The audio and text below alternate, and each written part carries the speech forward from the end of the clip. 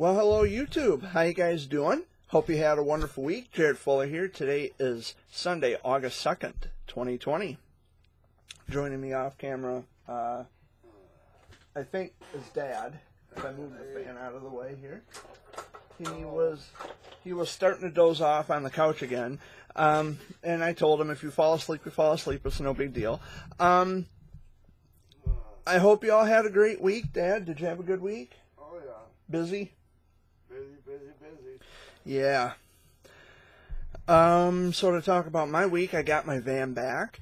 But I'm not taking it back to the dealership where I had taken it before, because their service and their mechanics are fucking lousy beyond belief. So what happened was my van was finished. Well, it wasn't finished, but for the sake of the story, they finished my van. They did the job. They put on the new torque converter. I drive up there to get it, and I drive back home, and it ran like shit, like absolute crap. And it sputtered going down the road like it didn't have power, and I couldn't get it going, like it didn't want to take off. And I told Dad, I said, you should take this for a drive. You know, test drive it yourself. Tell me what you think, because the engine rattled. It didn't sound anything at all like, you know, the day I bought it from the dealership in Lansing. And the mechanic and Hemlock tried telling me, oh, it's always sounded like that. No, it hasn't. No, it hasn't. It has never sounded like that. It didn't sound like that the day I bought it. Because if it sounded like that the day I bought it, I wouldn't have bought the fucker. It would have sat there, and some other, you know, sucker would have bought it. And Dad lit a cigarette, and right when Dad lit that cigarette, the attitude of the mechanic changed like really fast. He says, put it on the diagnostic machine. Oh, okay, you know, cool. Yeah, you're right. It is cool. So we put it on the diagnostic machine. Oh, there's a misfire on cylinder 2. You need a tune-up. Okay, no big deal. So I went and bought new plugs and wires, and Dad attempted to change them himself. We brought the van back home, and it actually stalled because Dad was out in the driveway here trying to change them. The thing about changing plugs and wires on Mercury Monterey vehicles is you gotta, you know, when you lift the hood, but you gotta go in the back. And the thing is like you got 3 plugs and wires in the front, and the other 3 are in the back, where you cannot reach them with your hand. They are in a very awkward place, way in the back. And I watched other YouTube videos of people changing plugs and wires on Mercury Montereys and Ford Freestars and all that, and they actually have to take the hood off. Well, Dad didn't take the hood off. He had to lift the hood, and then the panel where the cabin air filter goes, the piece that slides over, he had to take that off. He also had to take off the windshield wipers, because you got to try to get, he even had to jack the van up to try to get up inside. They are positioned in a very weird place behind the engine block. I don't know why they thought it would be a good idea to put 3 of them way in the back where you can't see them, and you got to tear everything off. Dad says, I can't do it, you know, my back hurts, and it's in a place where I can't get to it. You need to take it to a shop. You have to have them put it on a hoist, and, you know, the hydraulic hoist, and, you know, they'll be able to do it. Pay a mechanic to do it. Not a problem, Dad. I don't want you to hurt your back. I don't want you to do anything, you know, that is going to leave you in pain. And it was a hot day. So I took it to the local garage in Chesaning, Hoarders Farm and Automotive, by the way. Thank you, guys, for doing a stellar job. They put in new plugs and wires for me. Like I said, I bought the plugs and wires from a parts store out in Layton Corners called Bauman Brothers. Do a little advertising for them. And then I just took it up to Hoarders in Chesaning and left it there with them overnight. And it stalled at the corner when I was driving in town.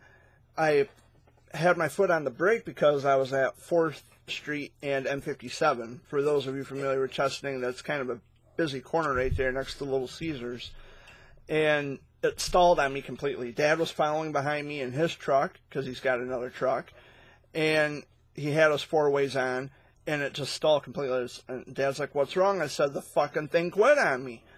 And so when Dad got out, he had to turn the ignition, turn it on, and I had to literally put my foot on the gas. My foot was all the way down on the gas pedal. It was all the way to the floor. And that fucker would still not get speed. But when I slammed on it, I had to punch it. I shot across, and there was a car coming. It's like, wow, I'm going to fucking die in this thing. But I didn't. Luckily, I didn't. I left the van at Hoarders overnight, and then they had to replace an ignition coil, which cost me a little bit extra. But I'm satisfied. I got my van back. I went through all that hell just to, figure out what the problem was. There's still a very, very, very slight miss to it, though. Just a tiny little bit, I can notice it. But other than that, it's running beautifully. There's no more rattle in the engine. It moves right along. I'm satisfied, but I will never take it to Hemlock ever again. Never again. And, that's bound to happen. You're bound to, run into crappy mechanics and... Yeah, it was a recall. My van was a recall. Chesaning's Ford dealer wouldn't touch it. Yeah, Chesaning's Ford dealer wouldn't touch it. Mel Irvin Ford, by the way. Right there, guys. But anyway, what it is, it's a recall, so they honored it. Yeah, they honored the recall, but they didn't they don't take pride in their work. They just throw shit together and, willy-nilly, all done, job's complete. You're not paying me for it, so I could care less. I'm not making any money off it. Yeah, they wanted me to pay $1,600, and it's like, I don't have that kind of money. Recall, you gotta fix it. Yeah, I don't have that kind of money anyway. I'm not paying for something that's been recalled when it should be fixed. But it's all out of the way. It's all taken care of. I got my van back. I went to Ringwood Forest yesterday. It was beautiful. I walked around Ringwood Forest and listened to birds chirp and watched some squirrels run and a chipmunk. I didn't see any big game. I didn't see any deer. Lots of insects, of course. I sat on a wooden bench and I could hear a woodpecker thump, thump, thump, thump, thump in the tree way up. And I just kind of look up and it's like, hey, how you doing, fella? I love nature. I love going out into the woods like that. I'm not an outdoorsy person, mind you. I don't hunt, I don't fish. But just to be in the woods and to be in the other civilization, as I call it, it is relaxing. It's tranquil. It sets your mind and your heart at ease. You don't think about things as much. To me, it's very relaxing. We have a woods out here, but we own a very small chunk of woods, on our property. I go out there once in a while, but I can still hear the ruckus from, up here, which doesn't really mean, it doesn't make it quiet, which I like a quiet environment. But not too quiet. Like, Dad, I can be sitting home and this TV can be off. No music is playing on the computer, television's off. Dad comes home. He doesn't like it being so quiet. He's got to turn that TV on. And it's like, why? Enjoy the peace and quiet and the tranquility. Enjoy it. Take it in. And what's your excuse? What did you tell me? That you don't like things quiet. It'll be quiet when I'm dead. I just But- want to hear something right now. Yeah, but My hearing going bad as it is. yeah, It makes it worse. it's like, shit, is the TV on? Is it off? Am I deaf? Am I blind? What's going on? So I kind of understand your point, but peace and quiet and tranquility is really where it's at, because you can hear yourself think. Tropical rain coming down. I love it. Yeah, like right now. Rain. Right now we're picking up some rain, and I left my windows down last night. I forgot to roll them up. It's a good thing my seats are leather, because the passenger front seat is soaking wet. The receipt that I got from Hoarders for them doing that job, soaking wet. But that's okay. All I gotta do is wipe it down with a towel. It'll be good to go. What? I know what they did to your van, so. Yeah. I don't. It doesn't matter now. The job's done. It's fixed. Yeah, I'm saying it rained and I left my windows down and the receipt got soaked. The seat itself is wet. I'm sure I can probably just, turn the heater on or, wipe it down with a towel. I don't know. We'll figure it'll dry up. It's not, like when I had the cloth seats in my Chrysler Town & Country, that was different. Those are cloth seats. Now I have leather seats, which might be a little easier to clean. Well, they are easier to clean, actually. On the truck? Oh, yeah.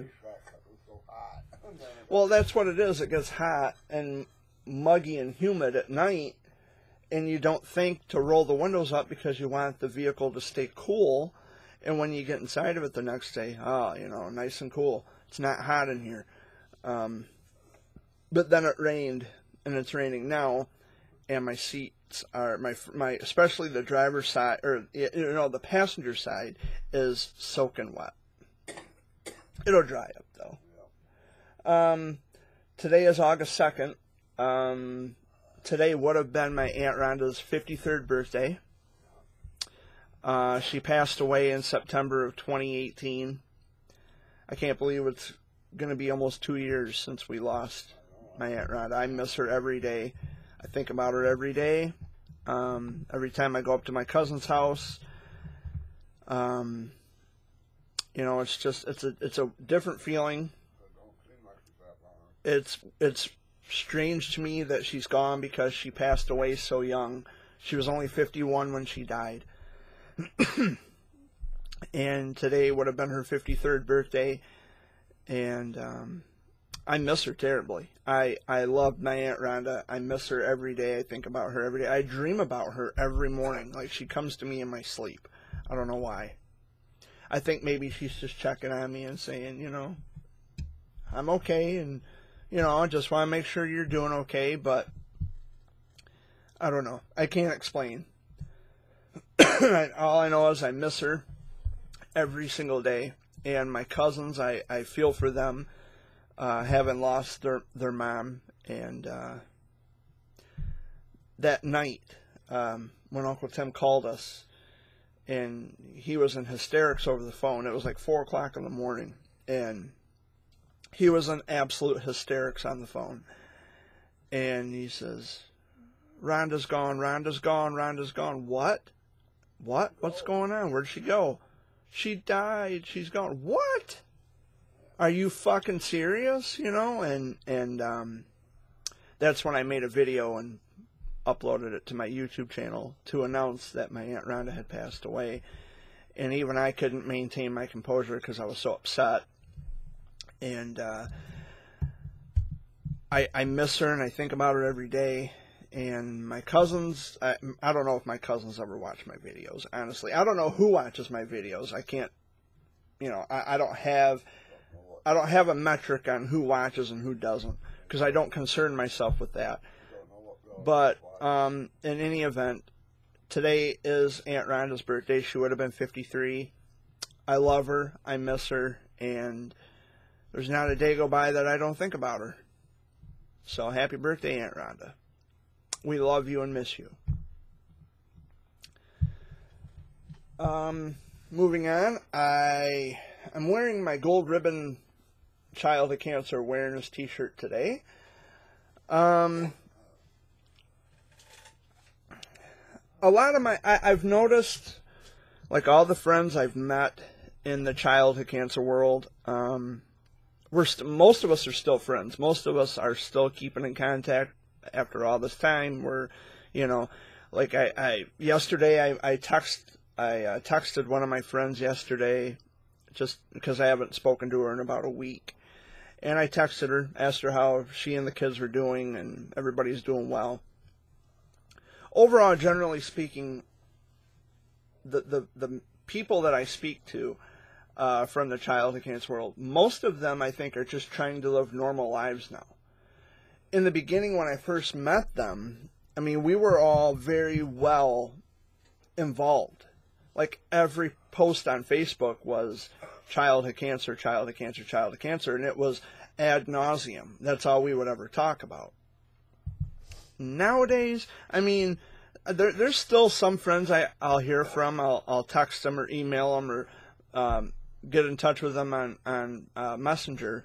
But even then, the conversations are kept very minimal. Like, we don't talk about childhood cancer, or if we talk about it, it comes up briefly, and that's the end of it. You know, like, I ask how the kids are doing. Oh, yeah, they're doing great, you know, and they're, you know, doing as great as they've ever been. And or sometimes I get messages, oh, yeah, you know, my kid has an appointment coming up, you know, scans or whatever are coming up.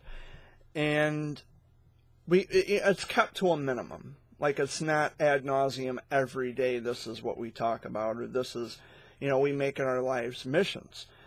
I think now, like, for most of my friends, we've just, and including myself even, I mean, I used to ramble on every week about childhood cancer.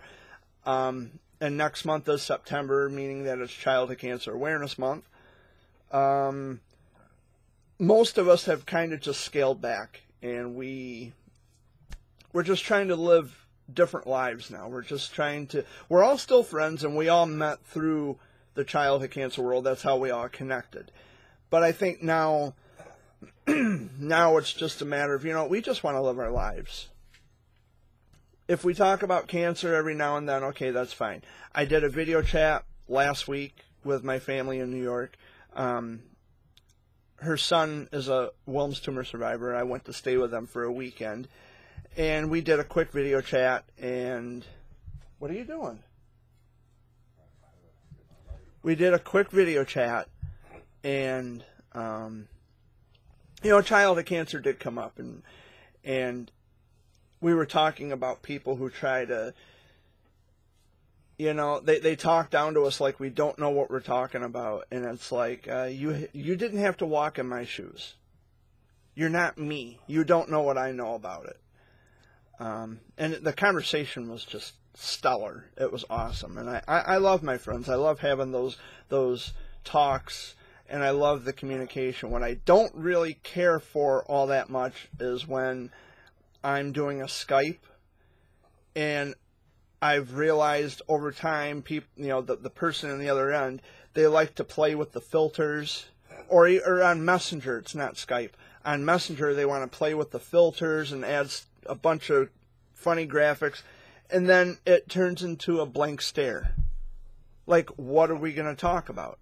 You know, I would expect, or at least suspect, if we're going to do a video chat, you would have something lined up that you wanted to discuss, and not just blindly stare at one another for 4 hours. You know, that's what you know, it's 4 hours that has gone by that I've done absolutely nothing but sit here and watch the other person on the other end fuck with the filters. You know, just let's talk. I don't want you to make funny faces at me. I don't want you to, you know, mess with the filters. Let's talk. Let's have a discussion. You know, and then, we run out of things to talk about. Okay, so then I got things I got to do. I have other engagements that I have to meet. There's other things that need to be done around the house. I'd like to get out of here for a little while. You know, I'd like to go for a ride in my van. I'd like to go for a joyride. And it's not that I don't enjoy the video chats. I love video chatting with my friends from all over the world, you know, because it reintroduces nuance. When you're having a conversation, you're not just reading words, and then, you know, it's not incumbent on you to interpret the text that you receive from your friends, which it does get a little frustrating, and that's what Facebook consists of. It's text, and then you have to go and interpret, are they being sarcastic? Are they being condescending? Or are they actually honestly, you know, trying to have a conversation, and they're being nice about it, and I'm just interpreting it the wrong way, which happens more times than I really care to count or to talk about.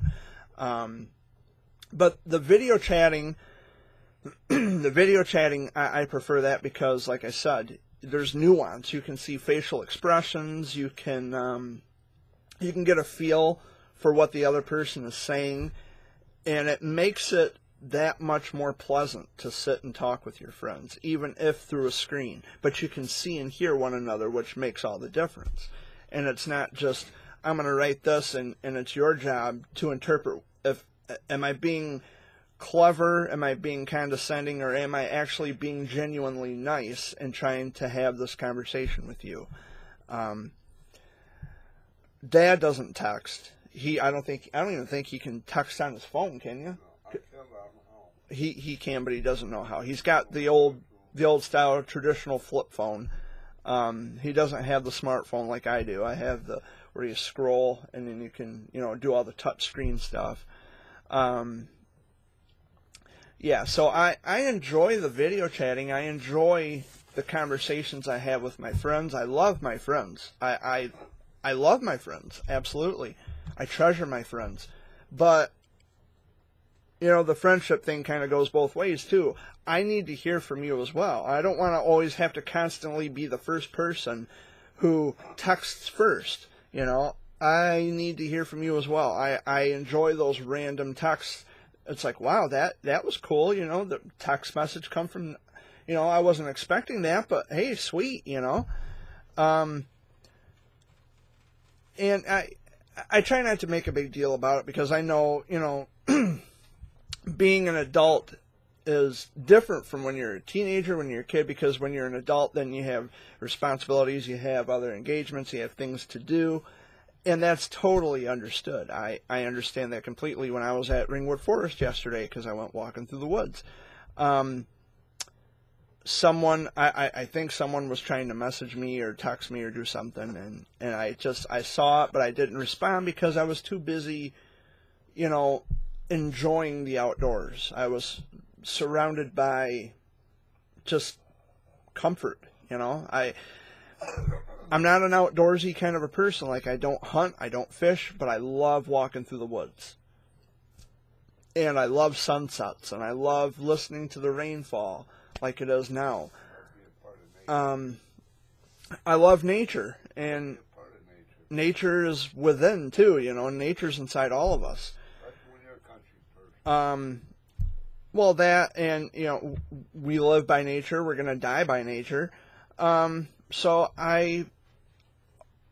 over time, I've learned to develop this love and appreciation for nature. When I was a teenager, like my late teens, early 20s, I didn't give a shit about walking through the woods. I didn't care about sunsets. I didn't care about the sounds of rain falling like now, which sounds just beautiful. I took it for granted. I didn't care about any of it because none of it mattered to me. It was like, okay, that's just nature running its course and whatever, no big deal. But the older I get, I'm starting to face my own mortality. Like, how could I have not appreciated this when I was younger? Like, Dad, my parents used to take us kids fishing all the time, but I'm allergic to the sun, so I never really appreciated it. And I still I'm not a fisherman. I don't enjoy fishing. He does. Or hunting. He does. I don't. But now that I'm older, it's like, I'm walking through the woods. I'm capturing pictures of sunsets. I'm listening to the rain falling outside. I look at clouds. I look at the different colors of the sunset. When I was down here at Pickerel Creek, that big turtle, and it's like, no way, I wasn't going to catch him, because I think you need a special license. Yeah. But they're cool to watch. A big one. But if I was 16, I wouldn't have cared. It's like, I'm writing in my journal. I'm too busy doing that. And I still write in my journal. I still, I've been doing this for over 20 years. Writing is in my blood. I love writing journals. I love writing poetry. I haven't written a poem in quite a long time, but I constantly have ideas and thoughts in my mind about what can I come up with a new poem, and I've had some really good ideas. I just never jot them down on paper. But and that's what, as the older I get, I just have an appreciation for things that I never thought I ever would. But it's when you get older, you face your own mortality. Like I said, like we have a slow cooker. My brother Wayne got us a slow cooker, a crock pot, for Christmas last year.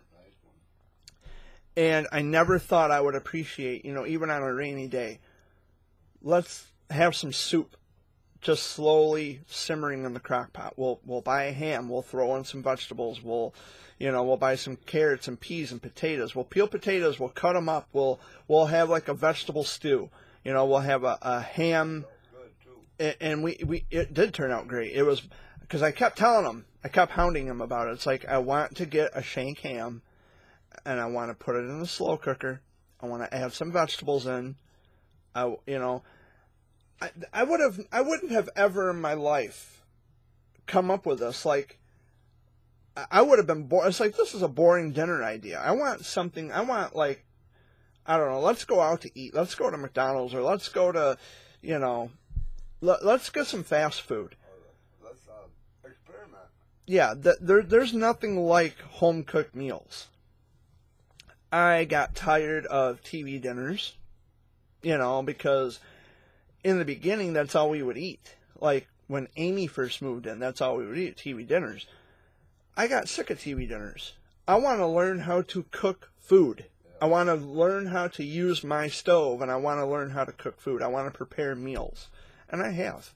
I cooked them, but it's just not so hot lately. Well, no, I'm not talking lately. I'm talking back then, when all we would eat is TV dinners. I got sick of TV dinners. I don't mind them once in a while. Bologna sandwiches once in a while. I can't eat them every day. I gotta have a variety of different things to eat.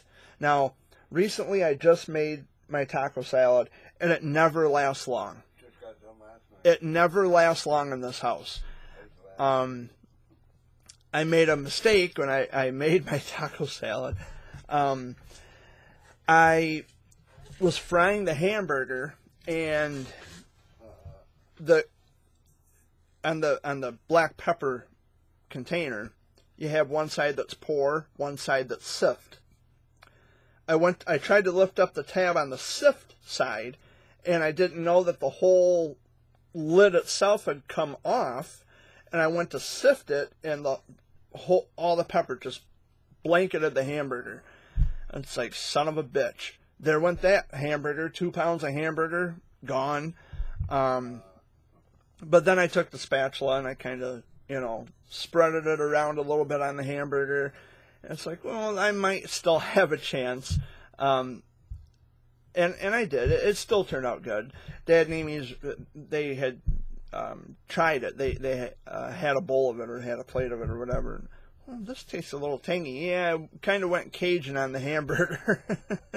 and it wasn't purposely done. It was an accident. But it still turned out pretty damn good. And taco salad does not last long around here. Like on days like today, where it's damp and rainy, today would have been a perfect day to get I still could. I can get a shank ham, or I can buy, like a small ham. Doesn't even necessarily have to be a shank ham. I can buy a small ham, get some vegetables, throw it all together, peel some potatoes, because I think I bought a 10-pound bag of potatoes. I'm starting to like soups now. And I never used to, soup is good, but it was just never my favorite thing. Now it is.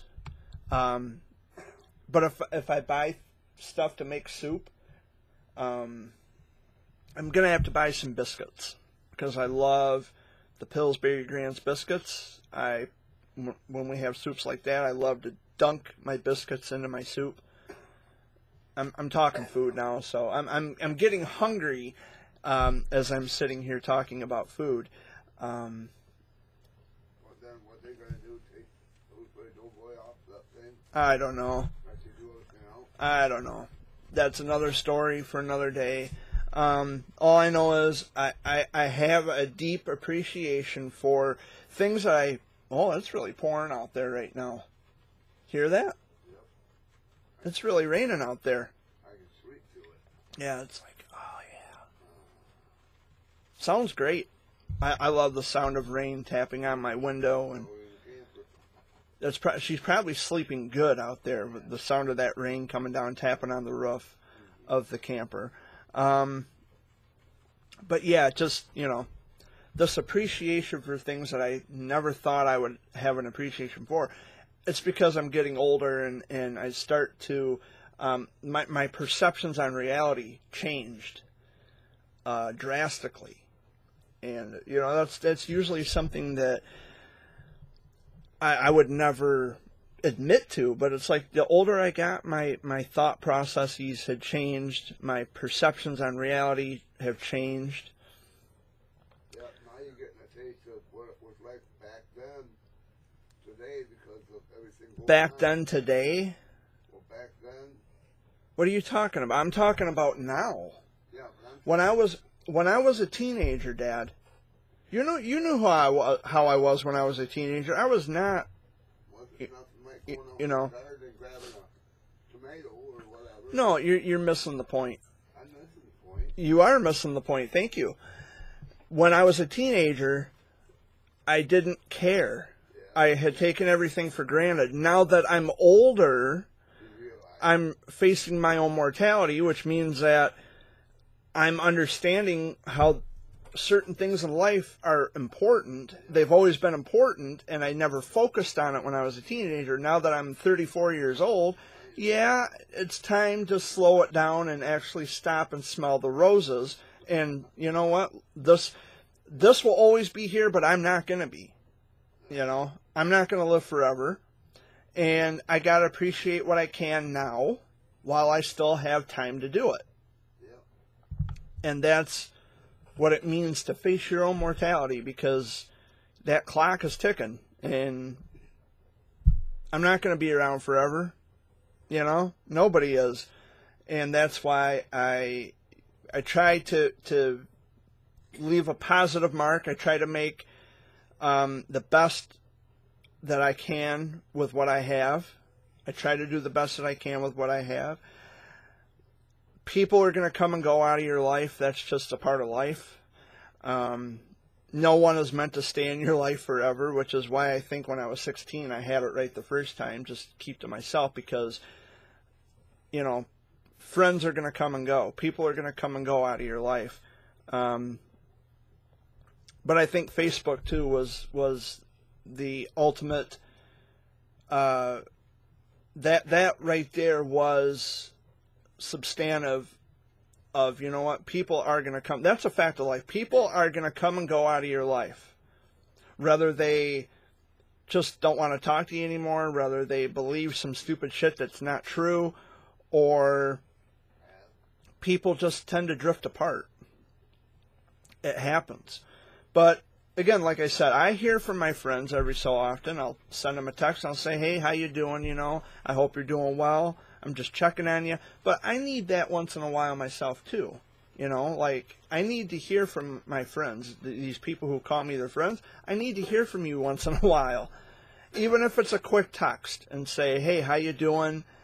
Well, if you would reach out to me once in a while, you would know how I'm doing. You know, this friendship thing goes both ways, guys. I need to hear from you as well. Yeah, don't contact me only when you have a problem. Don't contact me only when you need something. Just contact me randomly. Just say, I'm thinking of you today, and I want to know how you're doing. I have friends who do that. Not as often as I do, and you know, I don't know. It's never always reciprocated. Yeah. Well, that's relatives. I have friends who treat me more like family than my own family. Not talking about your mom or my brothers. I'm talking about family as in my cousins. I have friends out there who love and accept me more than my own biological relatives. And, you know, I'm a black sheep of my family, and quite frankly, I don't give a fuck. I'll wear that badge with honor, you know.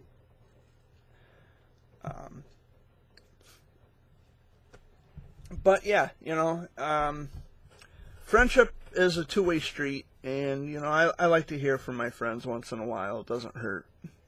There are people who want to video chat with me on Facebook or Skype, whatever, which is fine, I don't have a problem with that. But I'm not going to blindly stare and not say anything, or watch you play around with the filters on Facebook where you got cat ears, or when you open your mouth, your face turns into a fire-breathing dragon. Fuck that. If you're going to video chat with me, let's talk. I don't want to play around and goof off with filters, you know. Now, if it's a kid, like when I talk to my friends in New York, the kids want to say hi. Okay, I don't have a problem with that. They'll mess with the filters. Okay, they're kids. That's to be expected. I don't mind it if it's kids doing it, but when I'm talking to grown adults, it kind of gets weird. It's like I don't want to see you in different, you know, I don't want to see you as a dragon. I want to see you. I want to talk to you. You know, it's different when you're a kid and do this shit, but when you're an adult, time to do adult things. Time to act like an adult. I don't know. I'm just rambling and ranting and raving, but, you know, it's my video, and I'll talk about whatever the hell I want.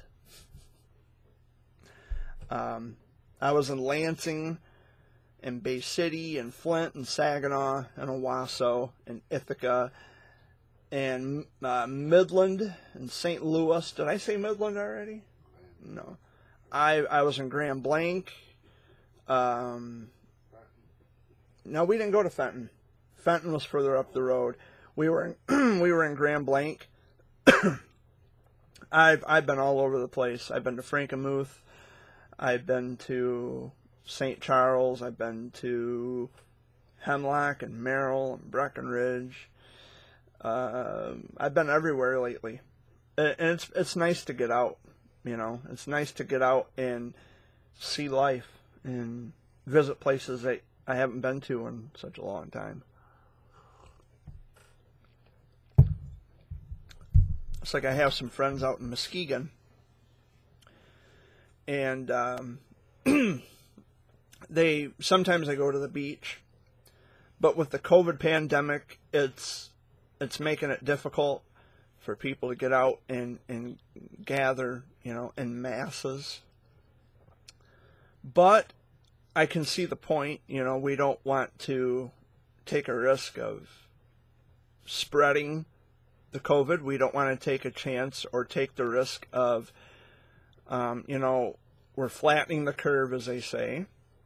So why would we want to sabotage that? Why would we want to take a chance of, you know, going from, you know, it's bad, but why would we go from bad to worse?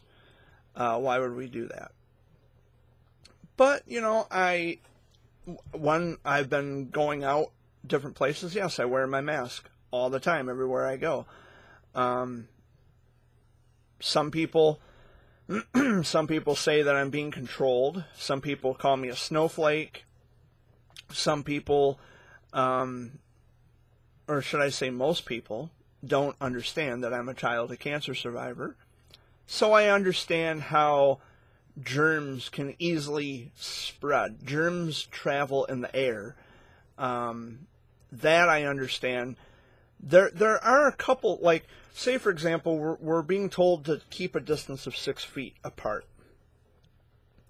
So then my response to that is, why are we wearing the masks? Because if we're wearing the mask, you know, that isn't there protection?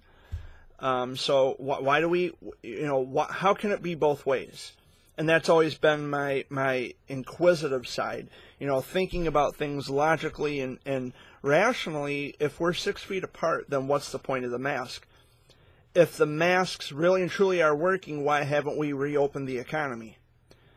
And if they're not really working all that well, then why do we have to stay 6 feet apart? There's always the if-then arguments.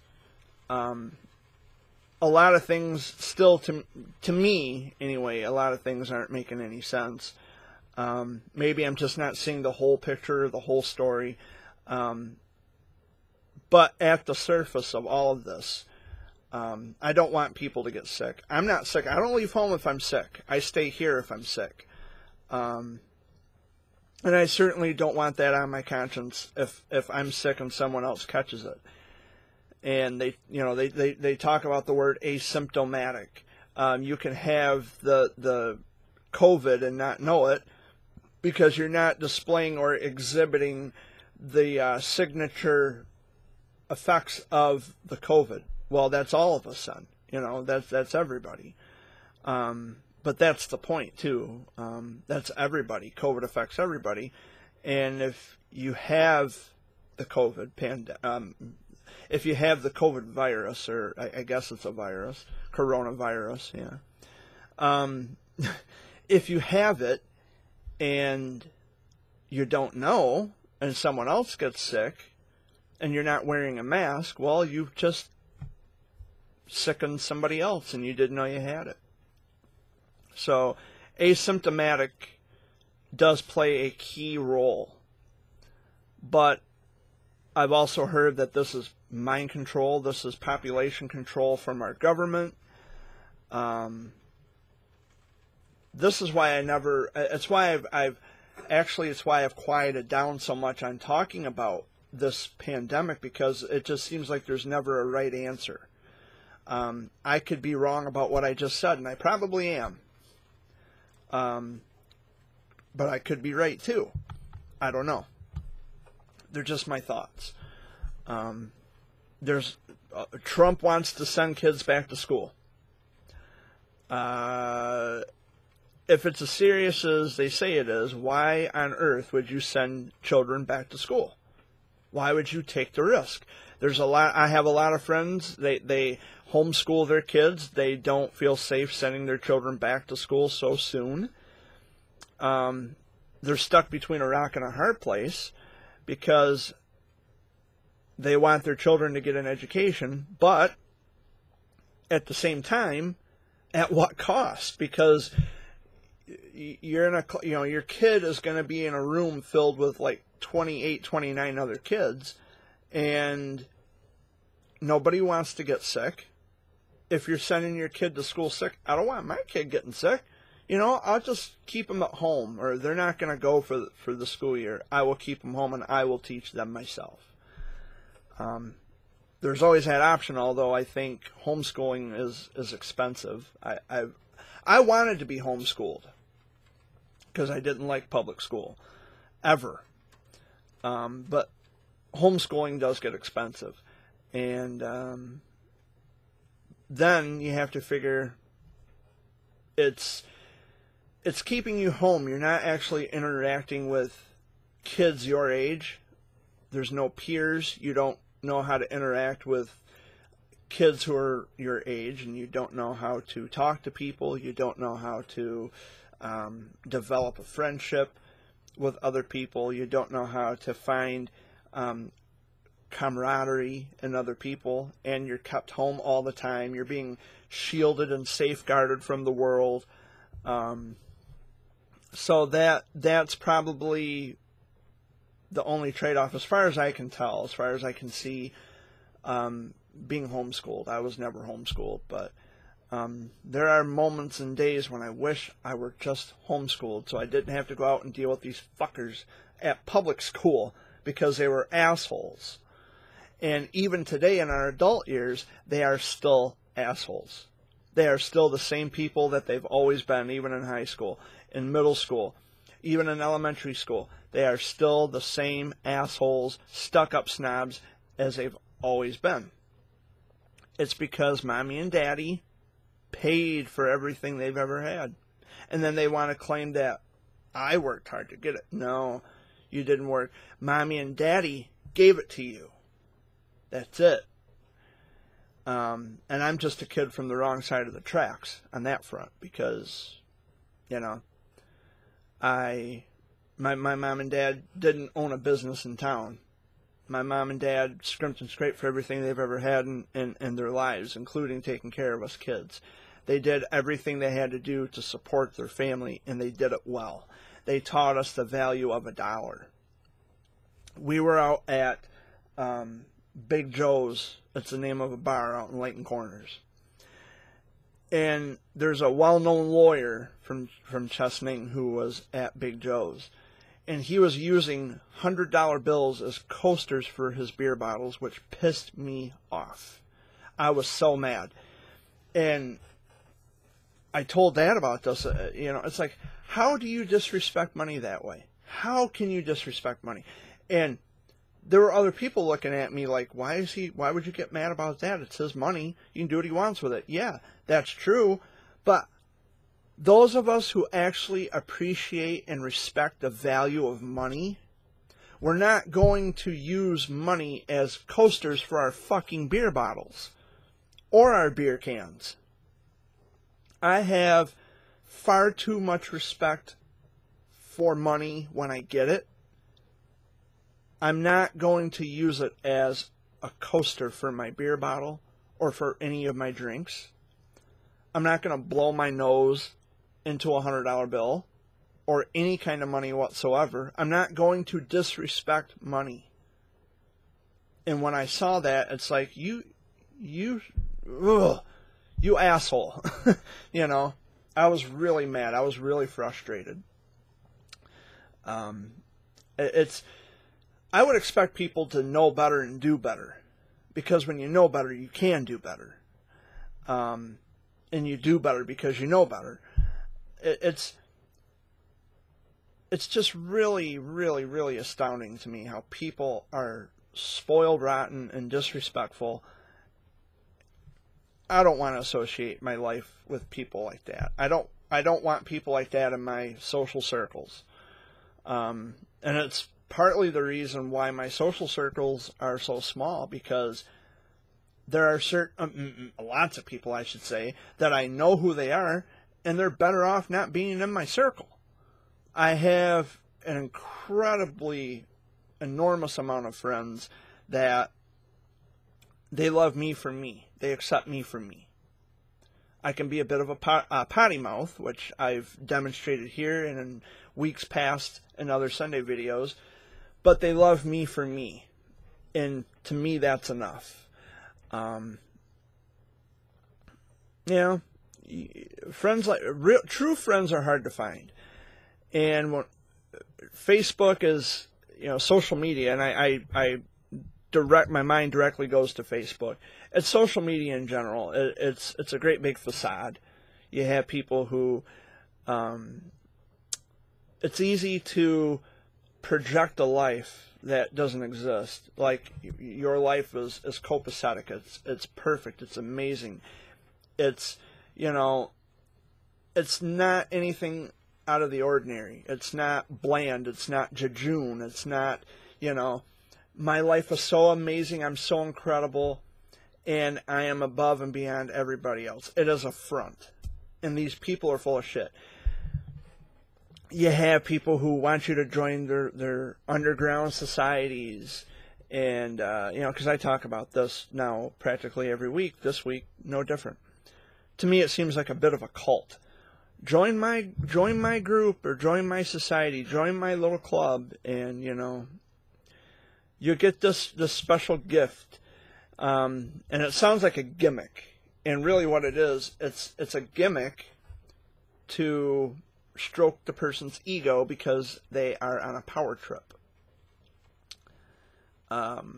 Speaking of cult, I was watching some videos last night on YouTube, because I like to watch a variant of different videos. I like to listen to other people speak. I was watching videos about Scientology. And I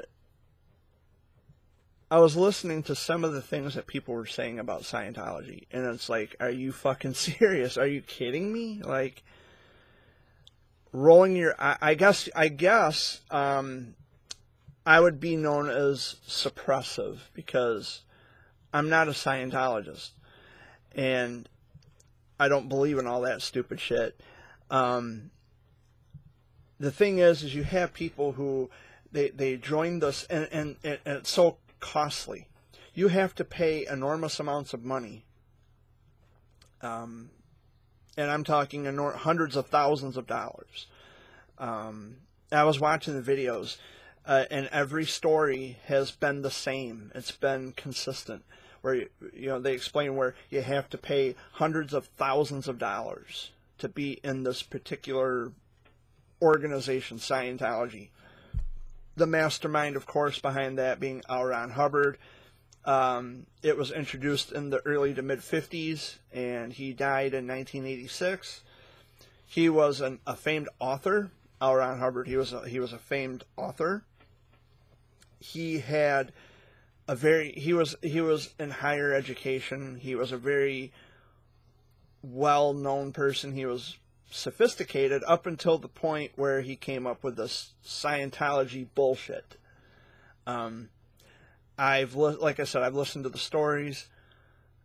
You so much as roll your eyes, and it's a sign of disrespect. Okay, well, maybe it might be disrespectful in some regard, but it may even be more severe than just being disrespectful. I don't know a lot about Scientology, but the stories I've heard about Scientology and being members of that particular brainwash is just absolutely appalling. And wow, talk about, I mean, this is why I stay away from special interest groups. It's why I don't get involved. Even in childhood cancer, in the childhood cancer world, we have societies, groups. It's like, we don't need childhood cancer cults. We're talking about childhood cancer. Why now do we need cults in childhood cancer? But anyway, I don't get involved with societies, allegiances, organizations, alliances, associations, clubs, cliques, gangs, groups. I stay away from all of that shit because it is toxic. It is poisoning to the soul, which is why I have no part of any of it. Communities even. When I first started talking about childhood cancer in 2013, I used the word community. The childhood cancer community. It's not a community because communities aren't supposed to be divided. Communities are supposed to be banded together. The population that makes up for that community, every person is supposed to be accounted for. And it's not the case. So I refer to it as the childhood cancer world because you can still be affected by it, but not feel as if you're left out. You know, that we're supposed to be in this together. So the childhood cancer world, I think that's just a different perspective for me. I used to say the word community all the time until I realized how much of a community that it is not. We are a demographic of a population of people. We've always been. And we have been beleaguered by this notion that, well, childhood cancer, oh my God.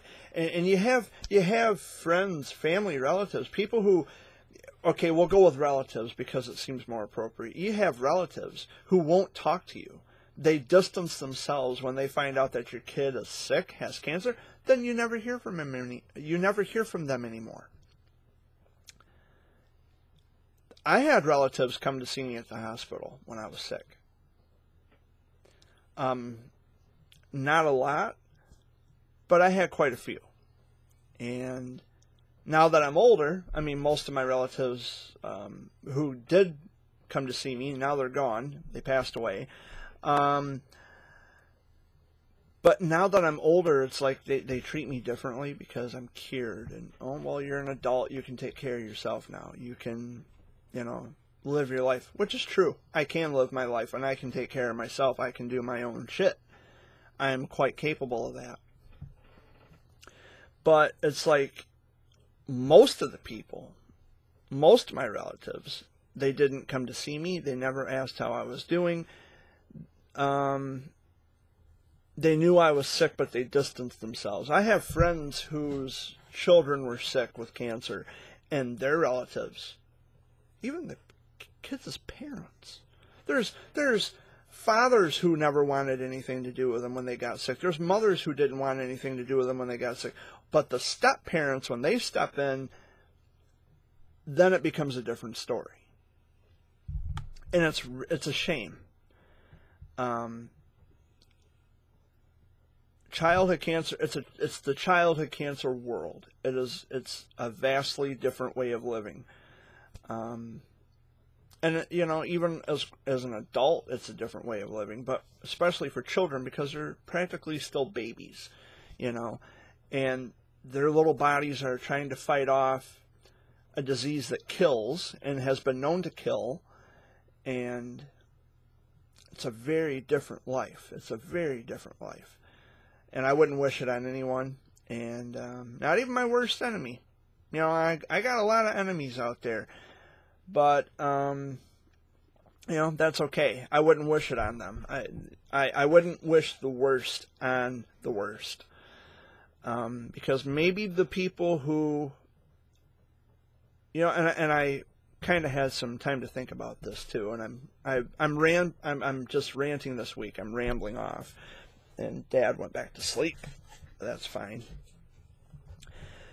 So I figure the people who are against me now, I really and truly don't think they hate me. But they've been misinformed. They've been misled. They've been lied to. They've been fed a bunch of shit. And if they want to come back to me and they want to email me, which you can email me. I'm open to email anytime. If they can come back to me and say, Jared, look, we made a mistake. We got scared. We acted on instinct. We acted on impulse. We believed something for no good reason because all these other people were saying it and I was convinced. Now, if it's ego that keeps people from admitting when they're wrong, then so be it, I guess. You have to live with that. When I'm wrong, I'll say, look, I made a mistake, But I try to treat everybody with respect. I treat people the way I want to be treated. And, I don't like to be played for a fool. I don't like to be double-crossed. And eventually I find out. I find things out. I find things out surreptitiously, nonetheless, but I find things out. I find out who's really with me and who isn't. And, I was 16 once. I kept to myself, and I loved it. But then I got entangled with Facebook, and then I started to make friends. I started to reach out to more people. I started to make myself known to people.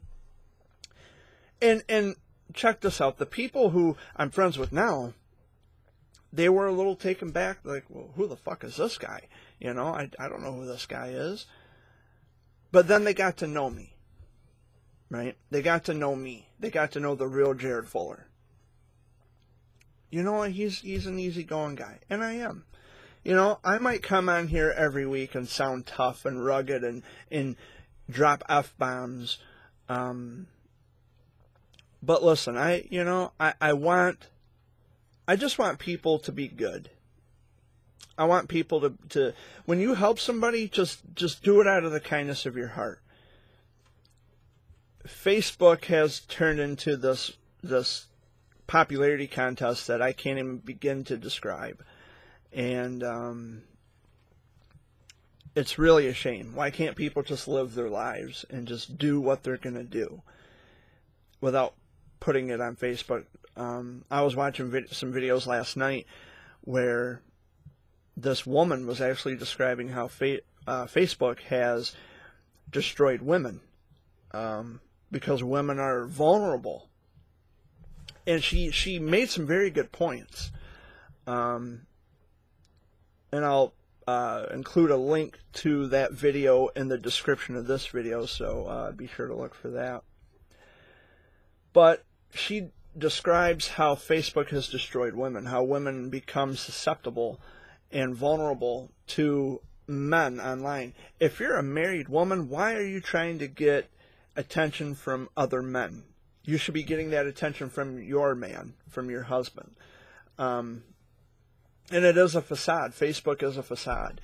It is a great big showcase of, look at me, I'm so fucking special, I'm so obscure, I'm so different from the 8 billion other people who use Facebook. There's something about me that is unique. Really, there is nothing unique about you that besets you from everybody else. We're all the same. You're not doing anything different or unique that I have not seen before. And everybody on Facebook, they like to imagine that they are something special, that they are unique, that they are just what they do no one else can do, which may be the case. There are people who are more equipped and more qualified to talk about certain things, to do certain things, and that's understood. But you're not above the rest of the world. You're not special. You know, it's like I was talking about beach gatherings amid the COVID pandemic, and my thing is that why are you going to give certain people grief for wanting to go to the beach, not wearing masks and not social distancing, but yet you'll make exceptions to those same rules for certain people that you idolize and lionize and worship? That's not how that works. You know, what's good for the goose is good for the gander. And if you are going to take issue with the fact that people are going to the beach en masse without social distancing, without wearing the masks, if you're going to be so apoplectic about people of that caliber meeting up, then you should also have that same regard to your favorite people, people that you've put on a pedestal. They don't carry any kind of special immunity because you've granted them special privileges or special whatever. It's annoying, it's obnoxious, and it's just straight up fucking stupid. I don't idolize people. I don't grovel. I'm not a bootlicker.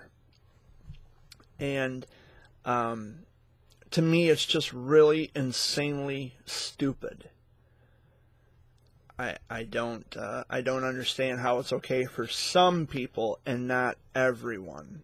You know, if we're gonna be angry or frustrated or engage in the sort of, you know, manufactured rage, then let's go all in. Let's not pick and choose certain people to be mad at and certain people to not be mad at. You know. But anyway, guys, I have been here for over an hour already. That hour flies by so fast. So I'm going to wrap this up. It's going to take me all day to upload this video. And I just wanted to say thank you for joining me for another installment of the Sunday Video Update. My name is Jared Fuller. Dad went back to sleep. Email me if there's anything you'd like to discuss. We'll talk. And, you know, my door is always open. I've always got open ends of communication, and we'll talk. We'll get to know each other. So, much love. Have a wonderful week. And I'll see you next week, which will be August 9th. Much love and peace, guys. Take care. Have a good one. Be safe and stay healthy.